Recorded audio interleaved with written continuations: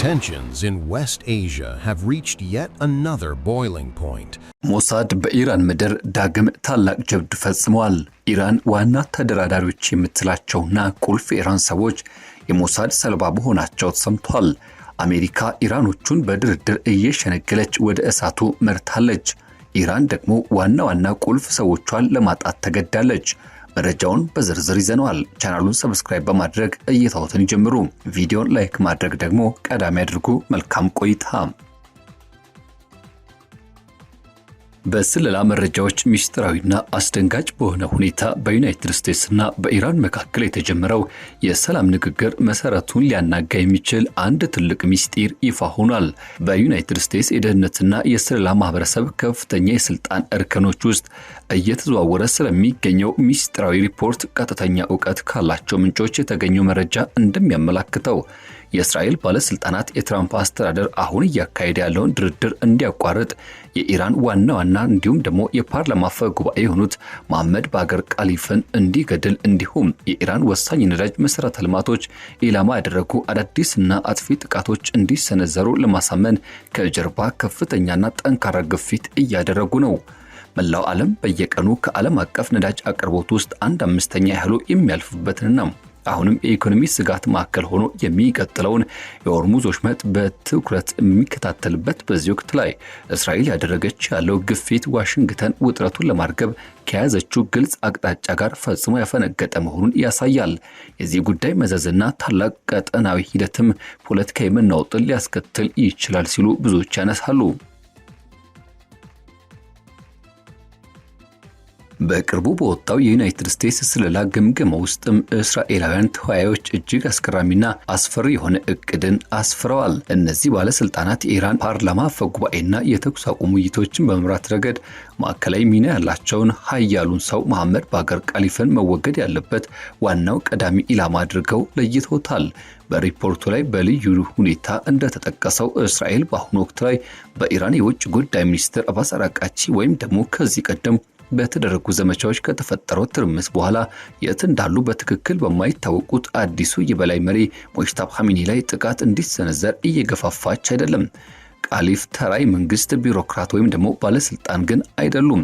እሳቸው በኢራን ደህንነት መዋቅር ውስጥ ትልቅ ስራ ያላቸው የእስላማዊ ጦር አንጋፋና በጦርነት የተፈተኑ መሪ በመሆናቸው ህዝቡ ዘንድም ያላቸው የወግ አጥባቂነት መልክ ቢኖራቸው በተዘዋዋሪና እንዲሁም በአማካሪዎቻቸው በኩል በሚደረጉ ድርድሮች ላይ የሥርዓቱ ምክንያታዊ ተግባራዊና ቆራጥ መልክ በመሆን ብቅ ያሉ ሰው ናቸው።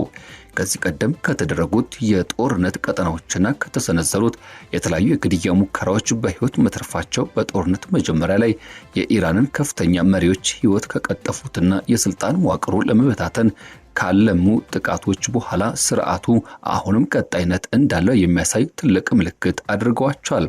በስለላ ግምገማው መሰረት የእስራኤል ባለስልጣናት የቃሊባፍን መወገድ እንደ ተራ ወታደራዊ ስትራቴጂ ድል ብቻ ሳይሆን አጠቃላይ የድርድር ጠረጴዛ ሙሉ በሙሉ ለመበታተን እንደሚያገለግል ትልቅ መሳሪያ አድርገው ይመለከቱታል። ከዚህ ጋር ተያይዞ የቀረበው ሰፊ ወታደራዊ የጥቃት ሐሳብን በተመሳሳይ መልኩ ቀውሱን የሚጋብዝ ነው። ይህን ዩናይትድ ስቴትስ ድጋፍ የሚከታተልበትና ብሎም በኢራን ነዳጅ መሰረተ ልማቶች ላይ የሚሰነዘር አዲስ ጥቃት ነው። የተዘዋወረ ባለው ሪፖርት መሰረት የእስራኤል መከላከያ የሚያስረዳው በነዳጅ ማጣሪያዎች፣ በውጪ ንግድ ወደቦችና ተያያዥ ተቋማት ላይ በትክክለኛ መሳሪያዎች የሚሰነዘሩ ጥቃቶች ከፍተኛ የኢኮኖሚ ውድመትን በማስከተል በቴህራን ውስጥ ለዘመናት የሚቆየውን ሃይማኖታዊ ወታደራዊ ጥምረት የስልጣን መዋቅር ሙሉ በሙሉ ሊያፈርስና የስርዓት ለውጥ ሊያመጣ የሚችል ሰፊ የሀገር ውስጥ ህዝባዊ አመጽ ሊቀሰቀስ የሚችል ነው። የሐሳብ ኢስላማዊቷን ሪፐብሊክ በዲፕሎማሲ ብቻ ሊገታ የማይችል የህልውና ስጋት አድርጎ ከሚመለከተው የረጅም ጊዜ የእስራኤል ስትራቴጂካዊ አስተሳሰብ ጋር በፍጹም የሚጣጣም ነው። ነገር ግን እስራኤል ባለስልጣናት ይህን ሐሳብ በጽኑ እያሳሰቡ ባሉበት በዚህ ወቅት እንኳን ጥቃቱ በዓለም አቀፍ የኃይል አቅርቦት ገበያ ላይ ሊያስከትል የሚችለው አጸፋዊና አደጋ መዘዙ አሳንሰው መመልከታቸው ታውቋል። ለነሱ አቻ ለሆኑት ዩናይትድ ስቴትስ ባለስልጣናት የተጋሩት የውስጥ ግምገማዎች እንደሚያሳዩት ኢራን በባህረ ሰላጤው መሰረተ ልማት ወይም ደግሞ በባህር ላይ በሚንቀሳቀሱ የመርከብ መስመሮች ላይ የምታደርጋቸው ማንኛውም አይነት የበቀል እርምጃዎች በኢኮኖሚ ረገድ ሊቋቋሙት የማይችሉት ነው ይላሉ። ይህን ያክል ስሌት የሆርሙዝ ወሽመጥ በከፊል መዝጋቱን ተከትሎ በአሁኑ ወቅት ላይ በዩናይትድ ስቴትስ ውስጥ ከፍተኛ የተባለ የነዳጅ ዋጋ ንረት ዓለም አቀፍ ደረጃ ደግሞ ከተፈጠረው የአቅርቦት ሰንሰለት መቋረጥ አንጻር ሲታይ ፍጹም የሚጋጭና እየተራራቀ ሆኖ ተገኝቷል። የዩናይትድ ስቴትስና የኢራን ድርድር ቡድኖችም እንደ ፓኪስታን፣ ቱርክና ባህረ ሰላጤው ሀገራት ባሉ አደራዳሪዎች አማካይነት የመጀመሪያ ደረጃ የድርድር ማዕቀፎችን አውጥተዋል። የዚህ ስምምነት ዋና አካላት የተኩስ አቁሙን ማራዘም፣ ወሽመጡን ለንግድ መርከቦች ክፍት ማድረግ፣ ከዚህ ባሻገር የታገዱ የኢራን ገንዘብ ሀብቶችን መልቀቅ፣ በኢራን ወደቦች ላይ የተጣለውን የባህር ኃይል እገዳ የተወሰኑ ክፍሎችን ማንሳትና የጦርነት ካሳ ጥያቄዎችን መፍታት ናቸው። ኢራን ወደ ጥልቅ የኒውክሌር ውይይቶች ከመግባቷ በፊት ጦርነቱ በይፋ እንዲያበቃና የኒውክሌር ማበልጸግ መብቷ እንዲታወቅላት አጥብቃ እየጠየቀች ትገኛለች። ፕሬዚዳንት ትራምፕ በበኩላቸው አሁን እየታየ ያለው ስምምነት በአብዛኛው የተደራደረበት መሆኑን በይፋ ገልጸው የነዳጅና የኃይል ዋጋን ሊያረጋጋ የሚችል ትልቅ መግለጫ ለመስጠት ያላቸውን ተስፋ አሳይተዋል። የእስራኤል ከፍተኛ ባለስልጣናት በእነዚህ አዳዲስ መልካ ፖለቲካዊ ሁኔታዎችም ያሳዩት ምላሽ በርካታ ሚስጥራዊ ደህንነት ሪፖርቶች እንደገለጹት ከሆነ ወደ ፍርሃትና መደናገጥ የተጠጋ ነው። ስማቸው እንዳይጠቀስ የፈለጉ የእስራኤል ደህንነት ምንጮች ለአልሞኒተር በሰጡት ቃለ ምልልስ ላይ በድርድር የሚደረስ ማንኛውም አይነት የሰላም ስምምነት ለኢራን ስትራቴጂካዊ ድልን አሳልፎ የመስጠት ያህል ከፍተኛ አደጋ እንዳለው አስጠንቀዋል። አንዱ ከፍተኛ የደህንነት ሰው አጽንኦት ሰጥተው እንደተናገሩት በስምምነቱ መሰረት የሆርሙዝ ወሽመጥ እንደገና እንዲከፈት ማድረግ ቴህራን በዓለም አቀፍ ንግድና እንዲሁም በቀጠናዊ የኃይል አቅርቦት ፍሰት ላይ ያላትን ክብደቱና መጠኑ ወይም ደግሞ በዚህ ሂደት ያለው መስፈርት ሊለካ የሚችለውን ታላቅ የማስገደጃና የመደራደሪያ መሳሪያ እንደ አዲስ መልሳ እንድትቆጣጠር እድል ይሰጣታል። ጠቅላይ ሚኒስትር ቤንያሚን ኔታንያሁ የዩናይትድ ስቴትስ ፕሬዝዳንት ዶናልድ ትራምፕ የራሳቸው ብሔራዊ ፍላጎትና እንዲሁም ያን መሰረት ያደረገ ገለልተኛ መንገድን መከተላቸውን ተከትሎ ከውሳኔ ሰጭነት መስመር ከጊዜ ወደ ጊዜ እየተገለሉ መምጣታቸውን ተገንዝበዋል። ኢራንን ለማጥቃት ስንል ከትራምፕ ጋር አብረን ተጓዝን፣ ከነሱ የምንፈልገው ነገር ሁሉ ማለት ይቻላል አግኝተናል። ነገር ግን በመጨረሻ ሰዓት ዋነኛውና ወሳኝ ውሳኔዎች የሚያሳልፈው ራሱ ትራምፕ ብቻ ነው ሲሉ የሁለቱ ሀገራት ግንኙነት በቅርቡ የሚያውቀው አንድ የእስራኤል ከፍተኛ ምንጭ ለአልሞኒተር በምሬት ገልጿል። ይህ በሁለቱ ወገኖች መካከል የተፈጠረው ከፍተኛ የሀሳብ ውጥረት መሰረታዊ የሆነን የስትራቴጂ ልዩነት በግልጽ ያሳያል። እስራኤል ኢራንን ፍጹም የሆነ የህልውና ጠላት አድርጋ ስለምትመለከት ከፍተኛ የመጨረሻው ደረጃ ላይ የደረሰ ወታደራዊ ጫና እንዲደረግባት ስትፈልግ፣ የዋሽንግተን ስሌት ግን በአንጻሩ የአሜሪካን ሀገር ውስጥ የነዳጅና የኃይል ዋጋን የዓለም አቀፍ ጥምረቶች አስተዳደርና ያን ሂደት ወደማያልቀው የረዥም ጊዜ የጦርነት ማጥ ውስጥ የመግባት አደጋን በጥንቃቄ የሚታይና እንዲሁም ሊመዘን የሚገባ ስለመሆኑ አስምረው ያነሳሉ።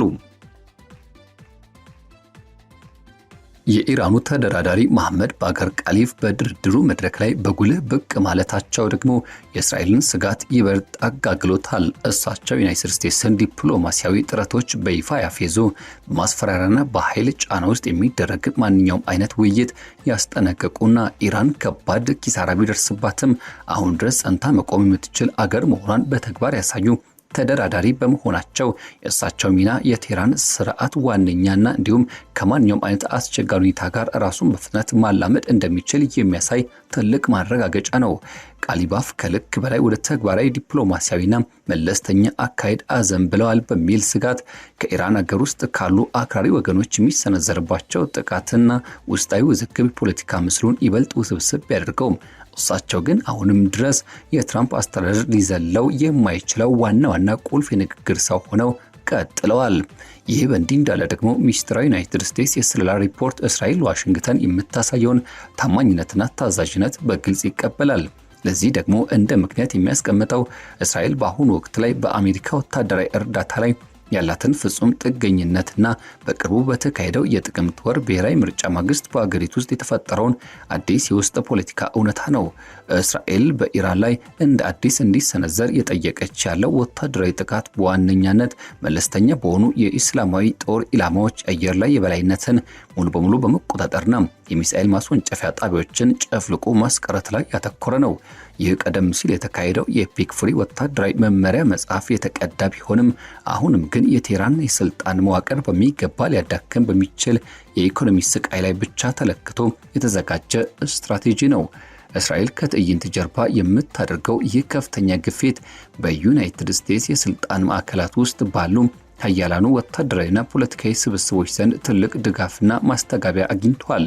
የሴኔት የታጠቀ ኃይል ኮሚቴ ሊቀመንበር የሆኑት ሮጀር ዊከር በሁለቱ ሀገራት መካከል የተረቀቀ ነው የተባለውን ባለ 60 ቀናት የተኩስ አቁም ስምምነት ታላቅ አደጋ ሲሉ በህዝባቸው ፊት በከፍተኛ ሁኔታ ኮንነውታል። ሮጀር ዊከር አክለው እንዳስጠነቀቁት ከሆነ ይህ ስምምነት ከዚህ ቀደም በታላቁ የዘመቻ ኤፒክ ፉሪ የተመዘገቡትን ታላላቅ ወታደራዊ ድሎችና ገድል ብሎም ስኬቶችን ሙሉ በሙሉ ትርጉም አልባና ከንቱ የሚያደርግ ነው። በተመሳሳይ መልኩ ሴናተር ቴድ ክሩዝ ደግሞ ይህ ሊደረግ የታሰበው የሰላም ስምምነት ለአክራሪ እስላማዊ ሪፐብሊክ ስርዓት እጅግ ከፍተኛ የሆነ የገንዘብ ሀብት በነፃ እንዲያገኝ፣ ዩራኒየምን ያለ ምንም ገደብ ማበልጸጉን እንዲቀጥልና የሆርሙዝ ወሽመጥ በበላይነት እንዲቆጣጠር እድል ሊሰጠው ይችላል በሚል የተሰማቸውን ጥልቅ ስጋት ገልጸዋል። እነዚህ ሊከሰቱ የሚችሉ ውጤቶች ደግሞ በእሳቸው እምነት ሊታረም የማይችል ታላቅ ታሪካዊ ስህተት ናቸው። ከነዚህ በተጨማሪ እንደ ሴናተር ሊንድሲ ግራሃም ያሉ ታዋቂ አሜሪካ ፖለቲከኞችና እንደ ዴሞክራቶቹ መከላከያ ፋውንዴሽን ያሉ የፖሊሲ አውጪ ጥናት ተቋማት ተመሳሳይ የተባሉ የጦርነት ሀሳቦችን በስፋት እያስተጋቡ ይገኛሉ። ይህ የጦርነት ፍላጎት በሪፐብሊካን ወገኖች ዘንድ ብቻ የተገደበ አይደለም። በዲሞክራት ፓርቲ በኩል እንኳን እንደ ተወካይ ምክር ቤት አባል ዴቢ ዋሰርማን ሹልትስ ያሉ ተጽዕኖ ፈጣሪ ግለሰቦች ለኢራን ሲለቀቅና እንዲሁም ደግሞ የታሰበው አይነት የታገደ የገንዘብ ሀብት በከፍተኛ ሁኔታ ተችቷል። የእሳቸው መከራከሪያ የሚያስረዳው ይህ የተለቀቀው ገንዘብ ኢራን በቀጠናው ላይ ያላትን የተኪ ምርትና እንዲሁም ጦር መርከቦችን ወታደራዊ አቅም መልሳ እንድትገነባ ትልቅ እድል ይሰጣታል የሚል ነው። ይህ በሁለቱ ወገኖች ዘንድ የሚታየው ጠንካራና የማይታጠፍ የጦርነት አቋም ፕሬዝዳንት ትራምፕ አሁን እየመሩ ያለውን የዲፕሎማሲ መንገድ በሀገር ውስጥ ፖለቲካ ረገድ ምን ያህል አደገኛ በሆነ የፈንጅ ቀጠና ውስጥ እንደሚያልፍ በግልጽ የሚያሳይ ነው። ኢራን በበኩሏ ከዚህ ቀደም ይወርዱባታል ከተባሉና የስርዓቱ መፈራረስ በአጭር ጊዜ ውስጥ ይከሰታል ከሚሉ ቀዳሚ ግምቶች ሁሉ በተለየ መልኩ የደረሰባትን ከባድ ወታደራዊ ማዕበል በሚያስደንቅ ሁኔታ ተቋቁማ ማለፍ ችላለች። ምንም እንኳን ከፍተኛ የሀገር መሪዎቿን፣ ታዋቂ ወታደራዊ አዛዦቿና ወሳኝ የሆኑ መሰረተ ልማቶቿን ብታጣም የቴህራን ስርዓት አሁንም ድረስ ግን ማዕከላዊ እዝ መዋቅሩን፣ የተለያዩ ምስጢራዊ ቦታዎች የተበተኑ ወታደራዊ አቅሞችና ይህኑ ከባድ አደጋ ተቋቁሞ መትረፉን እንደ ትልቅ ስትራቴጂካዊ ድል አድርጎ የሚያቀርበውን የህዝብ ግንኙነትና የሚዲያ በላይነት በሚገባ ጠብቆ መቆየት ችሏል። የፓርላማ አፈ ጉባኤው ቃሊባፍና ሌሎችም ከፍተኛ ባለስልጣናት በማንኛውም ቅጽበት በጦርነት እንደ አዲስ ቢያገግም ለመዋጋት ያላቸውን ሙሉ ዝግጁነት በተደጋጋሚ ሲገልጹ፣ በሌላ በኩል ግን የዲፕሎማሲ ንግግሮች በሮችን ሁልጊዜም ክፍት አድርገው ይዘዋል። ይህ አካሄድ ደግሞ ለዘመናት የሚታወቀው የኢራን ክላሲክ ባለ ሁለት መስመር ስትራቴጂ ተብሎ የሚጠራ ነው። የዚህ ቀውስ ዓለም አቀፋዊ መዘዝ ከመካከለኛው ምስራቅ ወሰን አልፎ እጅግ በጣም የራቀ ነው። በአሁኑ ወቅት በከፍተኛ ሁኔታ የናረው የዓለም ነዳጅና የኃይል ዋጋ በዩናይትድ ስቴትስና በአውሮፓ ሀገራት ውስጥ ለተፈጠረው ከባድ የኑሮ ጫናና ውድነት የዋጋ ግሽበት ዋነኛ ምክንያት ሆኗል።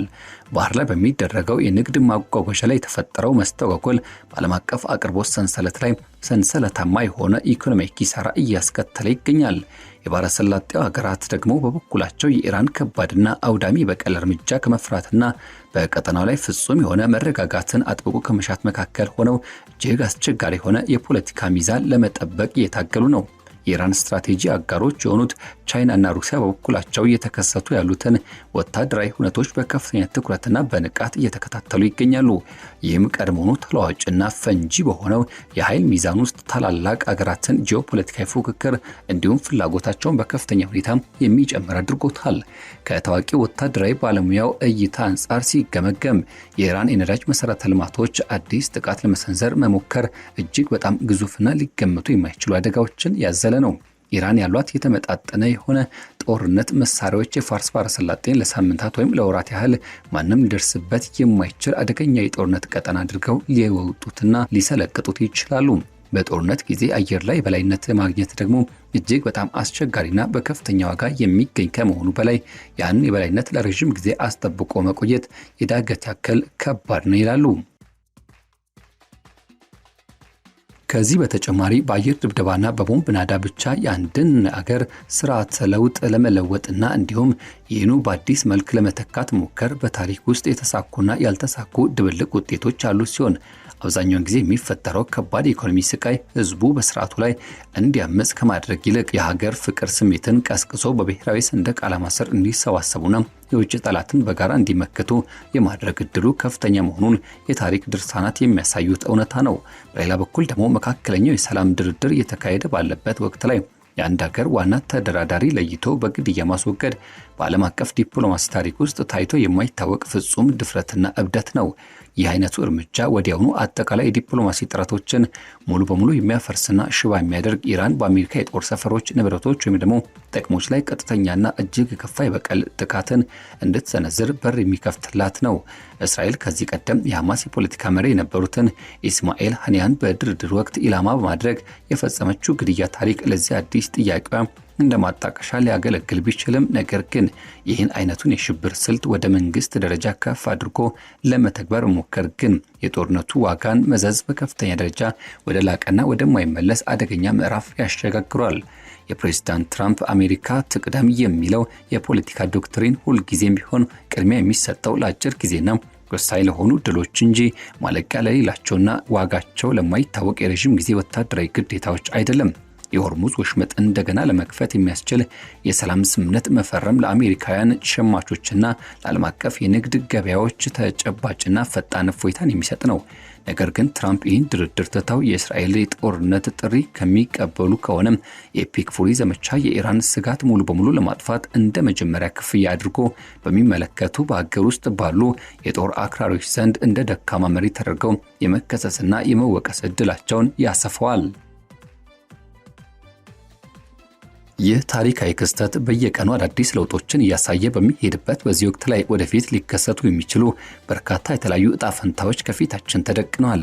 አሁን እየተመቻቸ ያለው የመጀመሪያ ደረጃው የሰላም ማዕቀፍ ስኬታማ ከሆነ በቀጠናው ላይ የተጀመረውን ውጥረት በሚገባ ለማርገብ ትልቅ እድል የሚፈጠር ከመሆኑ በላይ ስለ ኒውክሌር ፕሮግራምና ስለ ተኪ ኃይሎች ጥልቅ የሆኑ ቀጣይ ውይይቶች ለማድረግ በቂ ጊዜን ለማግዛትና ለማግኘት ያስችላል። በተቃራኒው ግን ይህ ዲፕሎማሲ ጥረት በእስራኤል ከፍተኛ የጥቅም ግፊት ወይም ደግሞ በአሜሪካ የውስጥ የስልጣን ክፍፍል ምክንያት የሚከሽፍ ከሆነ ውጤቱ ሊገመት የማይችልና ደረጃው የማይታወቅ አዲስና እጅግ የከፋ ቀጠናዊ ጦርነትን የሚቀሰቅስ ይሆናል።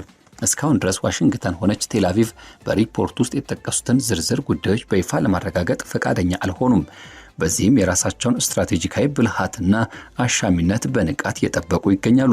በታላቅ ጂኦፖለቲካዊ ድራማ ውስጥ ፍጹም የማይካደውና ግልጽ የሆነ እውነታ ግን በአንድ በኩል የዓለም ልዕለ ኃያሉ ሀገር አሜሪካ የራሷን የኢኮኖሚ እውነታና ብሔራዊ ጥቅሟን ከደህንነት አስፈላጊነቶች ጋር ለማጣጣም ስትታገል፣ በሌላ በኩል ደግሞ የእሷ ታማኝ አጋር የሆነችው እስራኤል የመጨረሻ ደረጃ የደረሰው አጠቃላይ ጦርነት ፍጥጫ እንዲፈጠር በከፍተኛ ሁኔታ እየገፋፋች ነው። በሶስተኛ ወገን ደግሞ ጽናት ያላትና በቀላሉ የማትበገረው ጠላት ኢራን የራሷን መልክዓ ምድራዊ አቀማመጥና ህዝባዊ መቋቋም እንደ ትልቅ መደራደሪያ መሳሪያ እየተጠቀመችበት ትገኛለች።